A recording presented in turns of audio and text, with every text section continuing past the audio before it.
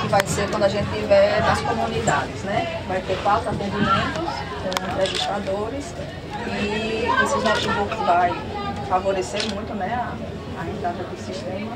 E essa cadeira que fica aqui vai ser do entrevistado e aqui vai ser do entrevistado. Vocês vão atender 4 ao mesmo tempo? 4 ao mesmo tempo. Aí lá na frente, debaixo desse todo, vai ter umas mesas com cadeira para acolher a comunidade.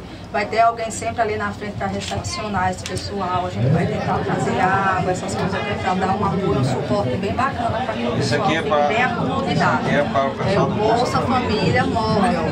Vai ser feito o cadastro, recadastramento, inclusão de primeira vez para as pessoas que talvez tenham uma dificuldade de se locomover muito distante. E ainda existe, a gente vai priorizar no início a zona rural, para que elas sejam inseridas no cadastro único. Funções aí que a gente nem sabe que existe. Aí a entrevista lá dentro vai do ser mato. aqui.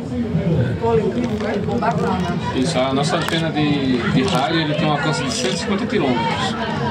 E a gente já está conversando com o pessoal da informática justamente para fazer esse projeto para integrar com a internet da prefeitura.